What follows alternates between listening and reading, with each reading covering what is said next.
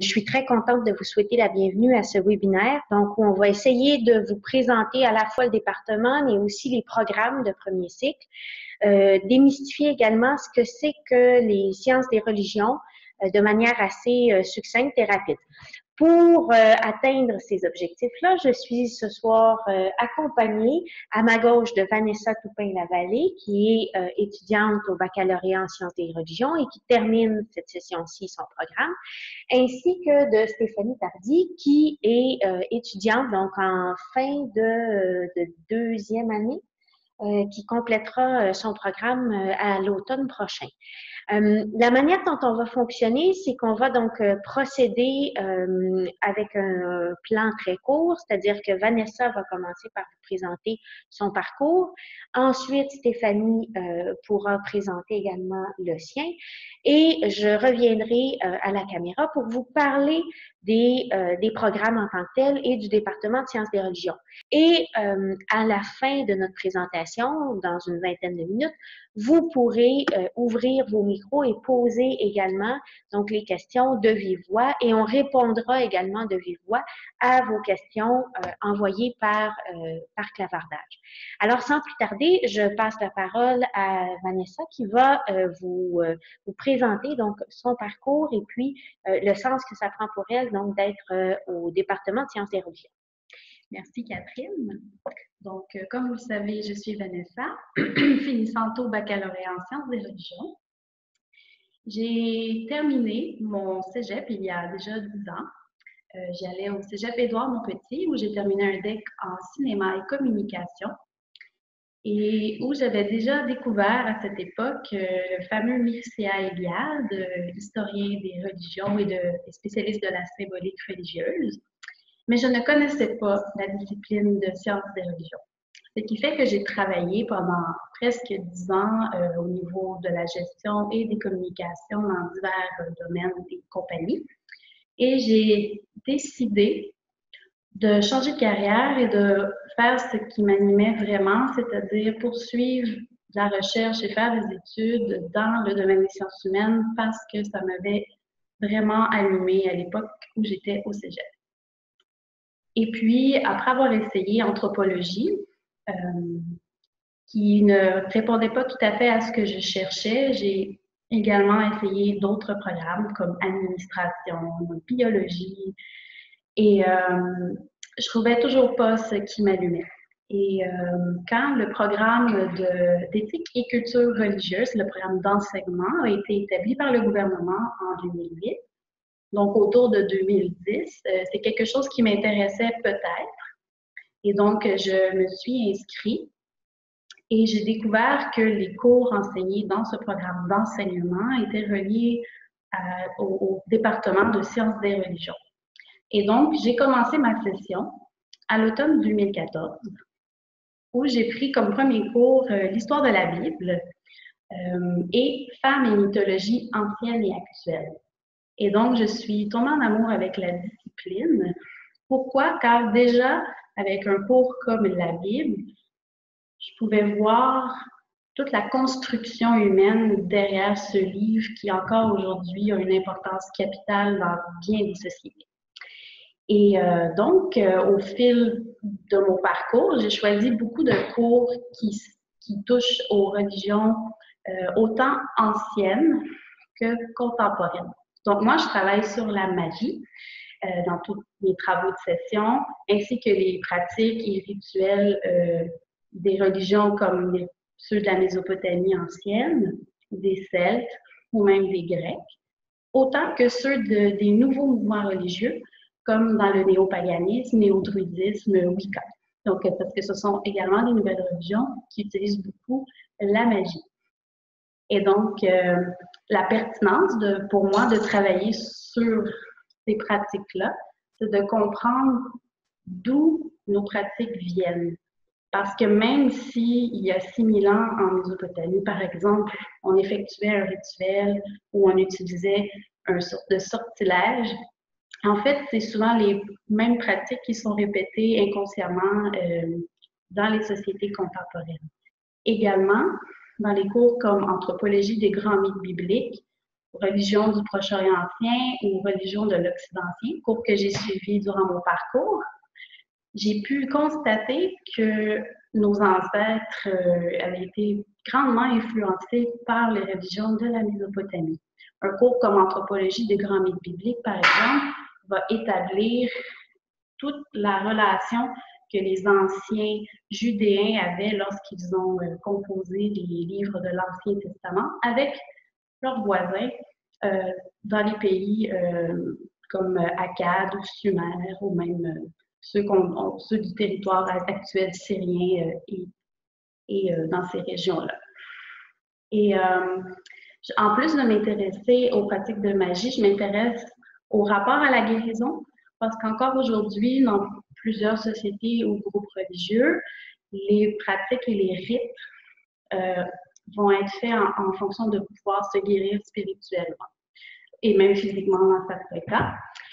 Et donc, ce qui m'amène aussi à me questionner sur leur approche concernant la mort. Pourquoi la mort? Parce qu'aujourd'hui, du moins dans notre société nord-américaine, nous avons une approche encore très froide vis-à-vis de la mort. On ne veut pas la voir et donc on n'est pas équipé pour aider les gens qui traversent des périodes soit de maladies graves ou qui vont mourir. L'importance de ça, en fait, c'est que les gens formés en sciences des religions peuvent devenir intervenants en soins spirituels dans les hôpitaux. C'est une de mes futures options à la maîtrise avec la concentration en études sur la mort. L'importance de connaître un peu l'univers religieux et toutes les grandes traditions du monde aide également si vous travaillez avec des personnes qui sont originaires d'autres pays et qui ont des cultures ou des pratiques religieuses qui vous sont inconnues. Donc, tout ça est démystifié au sein de notre programme. Et puis, pourquoi j'ai choisi l'UQAM? C'est autant pour la qualité d'enseignement et la diversité des spécialisations de nos professeurs, parce qu'on va avoir des spécialistes comme sur les religions de l'Asie. Donc, j'ai eu un cours sur la Chine et le Japon, hindouisme, bouddhisme, où on touche au pèlerinage sud-asiatique ou même le Népal. Je pense qu'il y a même certaines années où les étudiants peuvent aller faire des voyages au Népal. Également parce que, étant donné qu'on est un petit département, on peut s'impliquer dans la vie étudiante. Moi, je suis secrétaire aux communications pour l'Association étudiante en sciences des religions. Et l'avantage de l'UQAM, c'est qu'ils ont quand même un grand programme de bourse. Donc, si on est bon dans nos cours ou qu'on persévère ou qu'on s'implique dans le programme, on peut avoir des bourses. Donc, j'ai eu la chance de recevoir une bourse de premier cycle pour mon implication, une bourse d'excellence. Et également, dans les cours, il est possible de faire des activités hors des classes, comme visiter divers temples. C'est surprenant le nombre de temples qu'on peut avoir à Montréal de toutes les religions possibles. Et évidemment, dans mon cas, pour les cours qui touchaient au Proche-Orient ancien, j'ai eu la chance de numériser des tablettes cunéiformes vieilles de 6000 ans. Donc, je vais passer la parole à ma collègue Stéphanie. Alors, bonsoir, moi je m'appelle Stéphanie Tardy, j'ai 25 ans et je suis actuellement étudiante au baccalauréat en sciences des religions en concentration études autochtones. En fond, moi, mon parcours à moi, c'est commencé dans la ville de Québec, où est-ce que j'ai grandi. J'ai fait mon secondaire là-bas et j'ai également fait un DEP en sortant de secondaire parce que j'étais un peu perdue, je ne savais pas ce que je voulais faire après le secondaire. J'ai fait un DEP en coiffure, j'ai travaillé très brièvement dans ce domaine. Ensuite, j'ai travaillé en cuisine pendant 3 ans. Ensuite, j'ai décidé de retourner aux études parce que c'est à ce moment-là, à l'âge de 20 ans, que j'ai eu l'appel des études, si on veut. Alors, j'ai décidé de retourner au cégep de Sainte-Foy, en sciences humaines. Alors, j'ai complété 2 années au cégep. Et c'est vraiment là que j'ai eu le déclic des sciences des religions. Dans le fond, au dernier cours de mon parcours au cégep, j'ai fait un cours qui s'appelait le projet intégrateur. C'est un cours obligatoire dans tous les cégeps du Québec. Et je l'ai fait en équipe. Et mon équipe, on a décidé de faire sur le rapport entre religion et science, plus précisément le cas de Galilée. C'est vraiment à ce moment-là que sur mes lectures, mes recherches, j'ai découvert tout ce qui était tout ce qui était du département de sciences et religions, même des auteurs qu'aujourd'hui on étudie dans le département. J'en ai découvert quelques-uns à ce moment-là. Et mon enseignant à ce moment-là, lui aussi, avait fait une maîtrise sur les signes religieux dans les œuvres d'art. Fait que lui m'avait parlé du programme à Montréal de sciences et religions. Alors, c'est comme ça que j'ai décidé de m'inscrire à l'UQAM. Dans le fond, je partais de Québec à l'UQAM, à l'aventure. Alors, c'est comme ça que je me suis ramassée à l'UQAM à ce moment-là. Alors, je suis déménagée en janvier 2016 pour commencer une majeure au commencement à l'UQAM. Alors, je suis arrivée toute seule à Montréal. J'ai rencontré plein de personnes à ce moment-là, vu qu'il fallait que je reconstruise mon cercle d'amis à Montréal. Alors, c'est vraiment grâce au département que j'ai reconstruit tout mon cercle parce que c'était un petit département. J'en parlerai plus tard, mais c'est vraiment un des avantages. Alors, j'ai débuté mon parcours à l'UQAM avec des cours en sciences des religions seulement. Il y avait un cours qui s'appelait Anthropologie de la religion que j'ai suivi avec Laurent Géron, qui est le spécialiste dans le département sur les questions autochtones et cosmologie et les réalités autochtones. Alors, il m'a parlé d'un cours qui se donnait à l'été 2016 à Val-d'Or. Ça s'appelle le cours Réalité autochtone. Alors, j'ai sauté sur l'occasion pour parler une semaine avec une autre personne du département aussi, pour un domaine que je ne connaissais pas, les questions autochtones, les réalités autochtones. Alors, pendant cette semaine-là, on a visité des communautés, on a parlé avec des experts, on a parlé avec des personnes autochtones aussi. Alors, c'est vraiment là que j'ai découvert toute la possibilité d'études, d'en apprendre davantage sur les cosmologies autochtones, les réalités et les questions. C'est vraiment là que j'ai eu le déclic en sciences et religions encore plus. Alors, la session d'après, j'ai changé pour de la majeure au baccalauréat. Donc, je suis passée de 2 ans d'études en sciences et religions à 3 ans et j'ai également rajouté la concentration en études autochtones. Alors, depuis ce temps-là, j'axe mes cours vraiment sur les questions autochtones, réalités autochtones, cosmologie autochtone, et avec d'autres cours dans le département de sciences et religions, surtout axés sur le christianisme et tout ce qui est plus contemporain, comme, mettons, mythologie contemporaine, mythologie cinéma, tout dans le fond, toutes les questions religieuses, les phénomènes religieux dans le monde contemporain, dans les productions culturelles. Ça, c'est vraiment ça qui m'intéresse, surtout si je peux facilement parler des questions autochtones dans les productions culturelles contemporaines. Après ça, concernant le programme, le département, c'est vraiment un petit programme. C'est ce qui est vraiment un avantage, c'est qu'on n'est vraiment pas beaucoup d'étudiants. Donc, on se connaît tous. Dans le fond, l'entraide est vraiment facile. On connaît tous les étudiants. On peut facilement poser des questions, se faire des soirées d'études tout ensemble, poser des questions aux autres sans devoir chercher dans des grandes classes de 100 personnes. Alors, c'est ça qui est vraiment intéressant.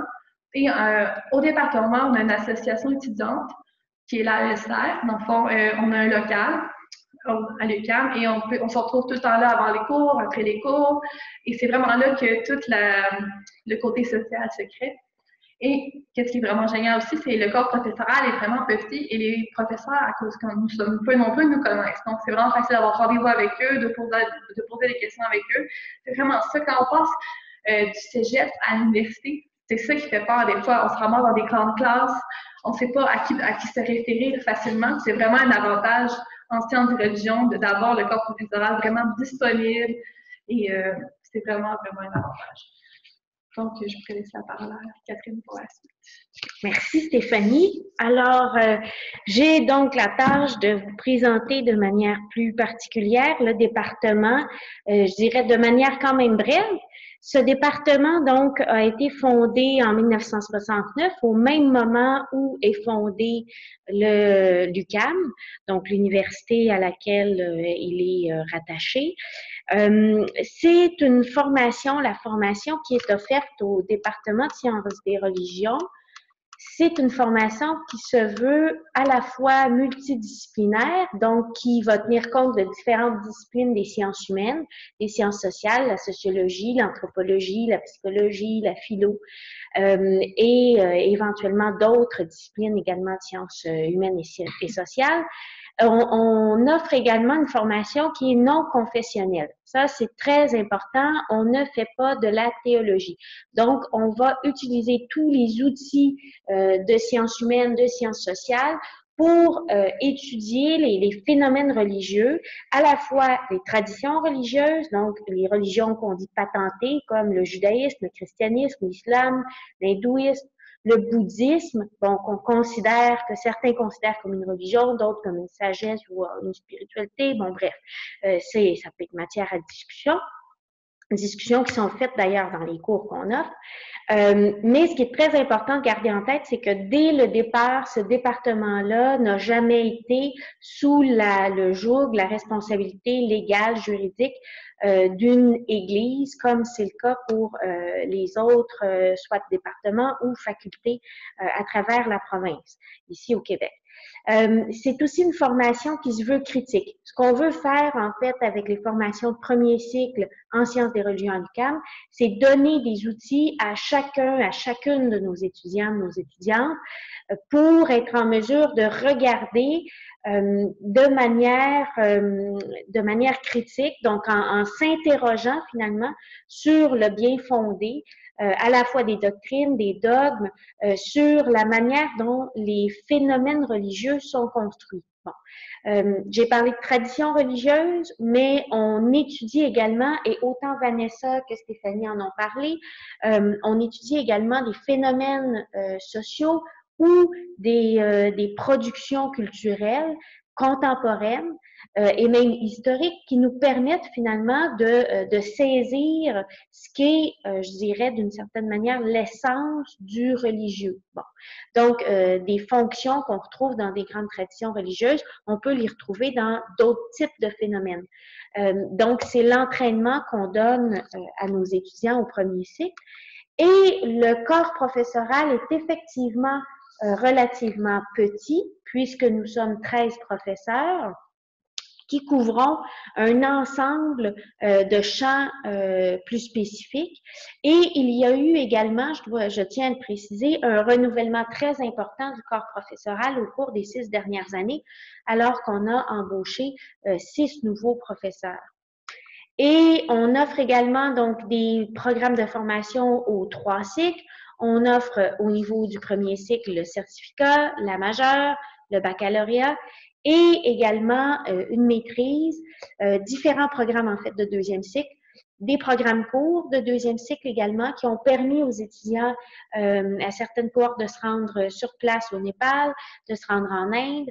Un projet également a été réalisé en Amazonie brésilienne et un nouveau projet là, Amazonie-Québec a été lancé sur les questions autochtones qui commencera donc en septembre prochain. Et on offre également le programme de doctorat depuis 1991 de manière conjointe avec les universités Laval et Concordia. Maintenant, je voudrais aborder plus spécifiquement la question du certificat parce que c'est finalement une des portes d'entrée importantes dans nos programmes de premier cycle et même de deuxième cycle. C'est une formation qui se veut à la fois souple, qui peut se réaliser de manière assez rapide, qui peut être faite à temps partiel sans problème, selon un horaire flexible, donc des cours de soir, des cours qui se donnent le jour également. Mais du point de vue, par exemple, du travail de quelqu'un qui se trouverait, je donne un exemple, quelqu'un qui se trouverait, parce que ça a été une question qui a déjà été posée à un collègue qui avait été sollicité pour son expertise sur la question.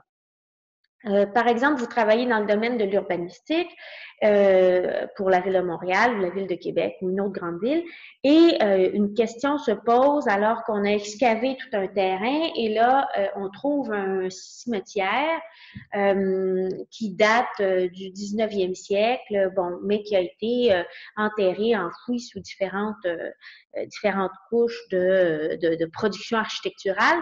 Et là, qu'est-ce qu'on fait avec ça? Donc, comment est-ce que ça fonctionne? Comment est-ce qu'il faut exhumer les corps? Est-ce qu'il faut... Donc, selon les traditions religieuses, selon les autorités religieuses, il faut être en mesure, donc, de trouver solution à ce problème-là qui est très concret. Bon. Donc, pour beaucoup d'emplois qui ont à voir avec que ce soit une population immigrante, que ce soit dans des organisations publiques, des organisations gouvernementales, paragouvernementales, la question religieuse peut se poser de plus en plus dans ces espaces-là qui sont des espaces de vie commune. Et donc, le type de formation qu'on offre au niveau du certificat peut permettre de gagner des éléments pour être en mesure de répondre. Et c'est aussi un tremplin idéal pour poursuivre soit au niveau du baccalauréat ou compléter donc un baccalauréat avec une majeure dans un autre programme, dans une autre discipline, ou carrément pouvoir poursuivre au niveau des programmes de deuxième cycle. Maintenant, en termes d'expertise au sein du département, elles sont très variées. Je n'ai mis ici que quelques exemples. Évidemment, la question autochtone occupe une place importante parce elle résonne aussi dans l'espace public, elle résonne dans l'actualité. Les études bibliques, les études judaïques, les questions de chamanisme, la question de l'intervention. Le département a recruté il y a quelques mois une nouvelle ressource professorale dans ce domaine-là. Et donc, comme le disait Vanessa, toute la question des soins spirituels à l'intérieur d'institutions publiques, donc que ce soit pour des gens qui sont en fin de vie, que ce soit pour des gens qui sont incarcérés, ce sont des choses sur lesquelles nous travaillons et ça fait partie des débouchés potentiels avec une formation en sciences des religions. Toute la question de la laïcité, donc le rapport entre l'État et la religion, la manière dont les religions sont régulées dans les espaces publics. La question des missions, donc davantage le christianisme pensé sur une mesure ou à la grandeur de la planète. Les enjeux de radicalisation, de sécularisation sont des questions qu'on traite au département. Et d'ailleurs, le nouveau programme de baccalauréat qui entrera en vigueur en 2019 va faire une place plus importante à ces questions-là de radicalisation, de globalisation. Les approches qui sont employées sont à la fois des approches historiques, des approches également d'analyse de texte et des approches socio-anthropologiques. Et là, j'attire votre attention sur le fait que plusieurs des cours, Vanessa en a parlé, Stéphanie également l'a illustré, plusieurs des cours comportent une dimension de terrain. Donc, une appropriation plus pratique de l'expérience religieuse. Non pas pour faire soi-même un cheminement religieux, sinon pour comprendre comment des acteurs religieux vivent l'expérience religieuse.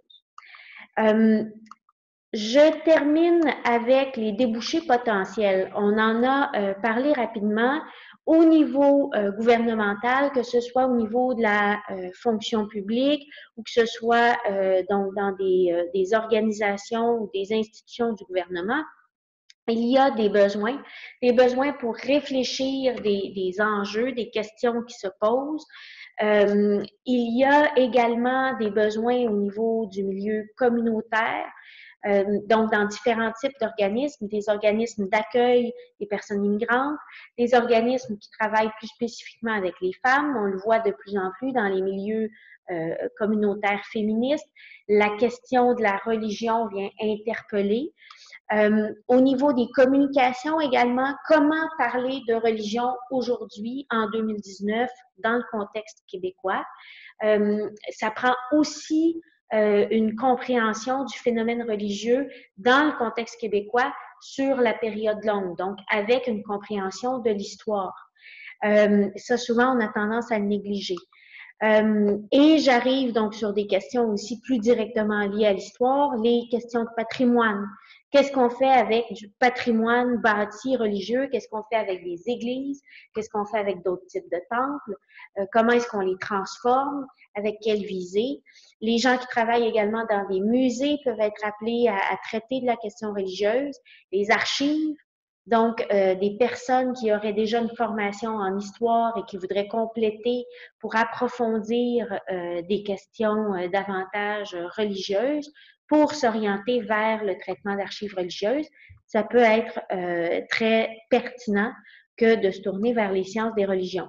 Évidemment, l'enseignement au niveau collégial, on peut, à partir d'une maîtrise en sciences des religions, penser se retrouver selon les approches disciplinaires qu'on a choisies au niveau de la maîtrise, se retrouver finalement à enseigner la sociologie ou l'histoire, la philosophie également. Donc, ça fait partie des débouchés. Et évidemment, bon, il y a le débouché auquel tout le monde pense en commençant des études, surtout de cycle supérieur, le débouché de l'enseignement au niveau universitaire.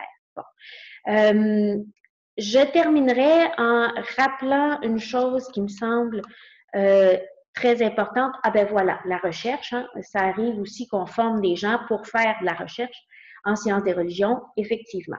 Et les postes en recherche ne sont pas uniquement, il ne faut pas uniquement penser au poste de professeur-chercheur, il faut également élargir.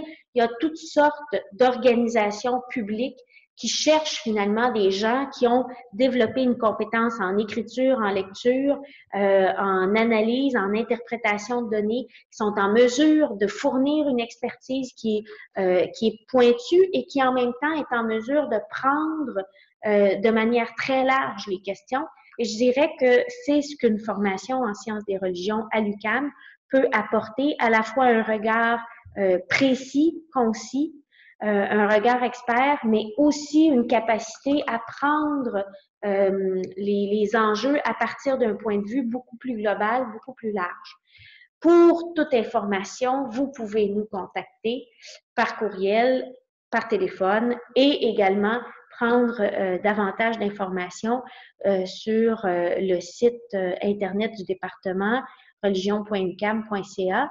Alors, je vous remercie. Nous sommes tout oui. Je crois que nous avons hâte d'entendre vos questions et de tenter d'y répondre.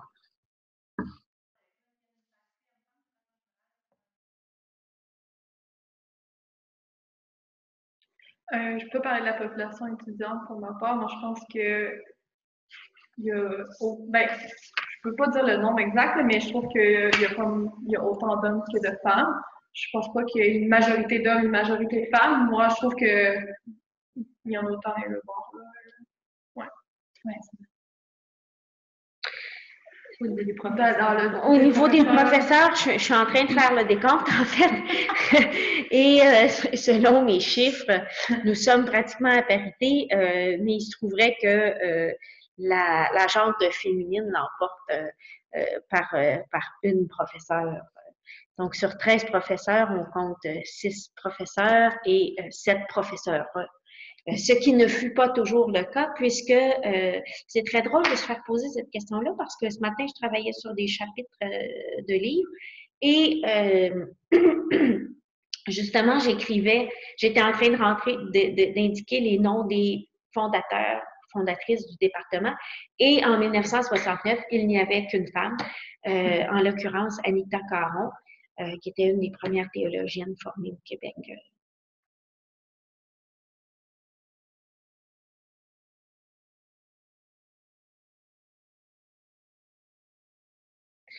Bon, non, mais c'est une très bonne question. Parce que l'approche qui s'est développée ici au département de sciences et religions est particulière au sens où on a parlé longtemps, on parle encore de religiologie. Bon. Donc, la religiologie, essentiellement, c'est de chercher ou de développer, d'acquérir des outils d'analyse, les récits, les rites, les règles, pour analyser des productions également culturelles. Et ça, c'était le spécifique de l'UQAM. Il y a en sciences des religions. Il n'y a personne d'autre au Québec qui a proposé une approche comme celle-là pour comprendre finalement des mutations sociales, des mutations culturelles. Bon.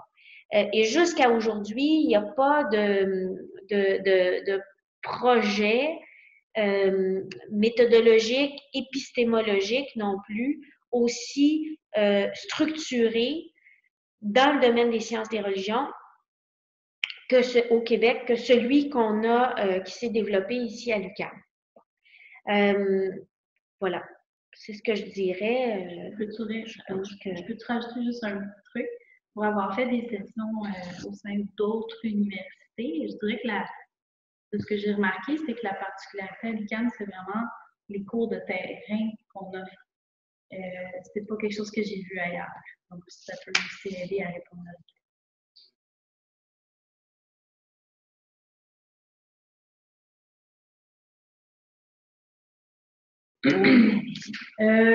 C'est plus pertinent que jamais dans un monde actuel en crise au niveau identitaire et religieux. Et donc, je pense qu'on sera amené à en discuter de plus en plus dans la vie publique, dans les médias, au niveau des productions de recherche aussi qui devront être faites. Déjà, c'est pas simple de démystifier que c'est la discipline ou même le mot religion et religieux, de distinguer tout ça avec l'identité culturelle également, ou même l'usage politique du religieux ou l'usage religieux du politique. Je pense que l'avenir, en fait, va ouvrir encore plus de portes pour la discipline, puis qu'on va être, les experts vont être de plus en plus sollicités sur la voie publique. Je peux rajouter qu'on pense souvent que, vu qu'on est rendu un Québec plus laïque, que la sécularisation, on pense pas nécessairement qu'ailleurs, c'est pas encore, que c'est arrivé comme ici, mais c'est faux. Mettons, dans nos cours, on étudie également, mettons, si je prends nos voisins du sud des États-Unis, tout le phénomène de la religion civile qui est présente avec la relation de la présidence avec les citoyens. Je trouve que la question étant, comme Vanessa l'expliquait, est très, très actuelle.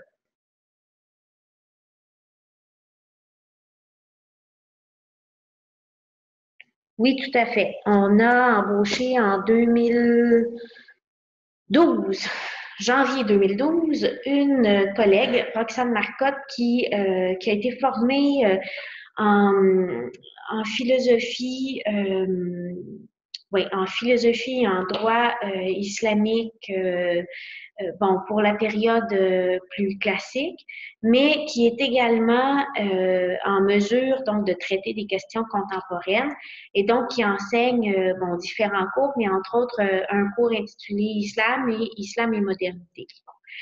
Donc, 2 cours qui sont offerts au niveau du premier cycle et qui mènent des travaux à la fois donc sur la période classique, mais des travaux sur des questions contemporaines, entre autres autour des médias sociaux numériques et de la place dans le fond, de la place des fatwas dans les réseaux sociaux numériques. Donc, c'est ce qu'elle étudie dans une équipe multidisciplinaire et une équipe de recherche qui traverse le Canada. Elle a eu un grand financement pour ça. Donc, oui, il y a une expertise. Et au niveau des chargés de cours, il y a également 2 chargés de cours qui ont une expertise concernant l'islam.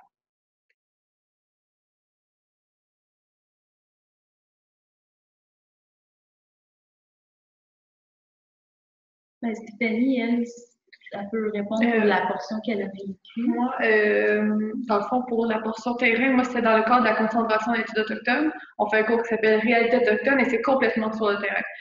Par contre, c'est pas un cours d'une session habituelle, c'est un cours intensif d'une semaine. Dans le fond, à chaque année, il se passe à chaque année l'été. Moi, je l'ai fait à Val-d'Or lors de la première tenue du cours. Après ça, il s'est donné à Manawan. Et cet été, je pense qu'il se donne encore à Manawan. Et c'est un cours de terrain qui est vraiment très bien parce qu'il combine plusieurs universités en même temps aussi. On a l'université d'UQAM, l'université de Montréal et l'université du Québec en Abitibi-Témiscamingue. Alors, c'est vraiment fun parce qu'il y a plusieurs expertises, tout ça, et on rencontre les gens directement sur le terrain. Alors, pour mon expérience terrain, c'est celle-ci. Je le sais que dans le cours religion et groupe ethnique, il y a certains cours qui se donnent sur le terrain. Par contre, c'est pas toute la session sur le terrain. Dans d'autres cours aussi, j'ai eu un autre cours qu'on a une visite dans des musées. Alors, c'est pas mal ça le cours de terrain aussi que j'ai eu. Sinon, encore dans le cours de réalité autochtone, des fois, il y a des cours sont portés plus à aller visiter des communautés. Mais j'ai seulement vécu cela de réalité autochtone. Est-ce que tu veux ajouter quelque chose? Oui, ben j'ai pas fait les programmes courts à l'étranger, mais je sais que c'est quand même quelques semaines là, en terrain. Moins 3 pour semaines. Le moins 3 semaines pour le deuxième cycle, oui. Sinon, ben, ce que j'ai vécu, c'est en région Chine et du Japon, où vraiment tout un cours, on part dans un temple et on écoute les acteurs de ces temples-là nous raconter leur vécu. Ou sinon, on a eu la visite dans un musée où on a discuté comme je disais, avec les tablettes cuniformes, où on a discuté dans le fond des artefacts d'origine religieuse de l'ancienne Mésopotamie. Mais ça, c'est pas toute la session, mais ça a été dans le cadre d'une journée de cours où on a quitté pour aller ailleurs.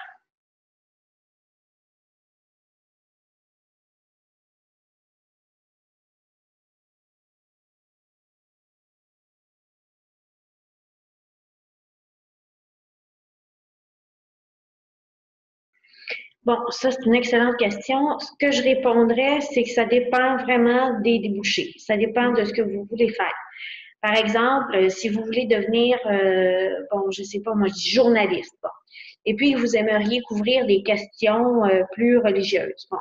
Bien, évidemment, si vous n'avez aucune formation en communication, peut-être que ça peut vous handicaper. Ceci étant dit, pour aller assez souvent à la radio de Radio-Canada, on me dit, non, on préfère les gens qui sont formés plus largement en sciences humaines, en sciences sociales, sans nécessairement avoir une spécialisation ou une formation plus spécifique en communication. Puis ça, c'est bon à la fois pour des gens qui sont derrière le micro, mais c'est aussi bon pour des gens qui sont recherchistes. Bon, parce que souvent, c'est avec des recherchistes que je fais d'abord affaire avant de passer derrière le micro. Donc, ça, c'est quand même, ça, c'est un aspect. Après, c'est sûr que moi, je vous répondrais de la manière suivante. Plus vous êtes formé, plus vous allez être en mesure de faire valoir finalement, puis de faire en sorte que les compétences que vous avez acquises durant votre formation vont être transférables dans votre travail. Et là, je fais un point particulier à la fois par rapport au premier cycle, mais à ce que vous pourriez consolider, par exemple, dans une formation de deuxième cycle en sciences des religions, qui est beaucoup la question de l'analyse, de l'interprétation, la capacité à développer ou à avoir acquis une autonomie. Ce sont des compétences qui sont de plus en plus recherchées par les employeurs. Donc, avoir uniquement une formation en sciences des religions, sans aucune autre forme d'expérience ou de formation, je dirais surtout d'expérience de travail, ça peut rester ou ça peut tomber un peu à plat, surtout au premier cycle. Mais une formation, par exemple, que vous feriez de deuxième cycle, avec une concentration en études sur la mort, pourrait certainement vous habiliter et peut-être même même la formation de premier cycle pourrait vous habiliter à des postes, par exemple, en intervention et soins spirituels au niveau des gens qui sont dans des hôpitaux. Mais c'est sûr que ça reste un créneau qui est quand même limité. Donc, il me semble que pour arriver à briguer des postes qui sont soit au sein du gouvernement, d'institutions publiques ou autres, ben ça vous prend quand même une formation en sciences des religions qui soit la plus approfondie possible. Donc, un baccalauréat et je recommande très fortement la maîtrise. Et on sait très bien que les maîtrises sont de plus en plus des plus-values dans un curriculum vitae. J'ajouterais juste que pour l'intervention en soins spirituels, l'avantage, c'est que, ou même l'animation de vie spirituelle au sein des écoles, juste le baccalauréat est nécessaire faire, du moins pour être accepté au stage, qui là va donner accès à l'emploi après. Donc, déjà, avec une bonne formation de premier cycle en sciences des religions, les portes peuvent s'ouvrir. Mais si on ajoute quelque chose au baccalauréat, comme un certificat en archivistique ou en muséologie, par exemple, là, vous pouvez travailler au sein des archives religieuses, puis il y en a quand même pas mal avec les patrimoines religieux qu'on a au Québec et dans les musées. Merci beaucoup. Merci. On vous remercie. On vous souhaite une belle soirée.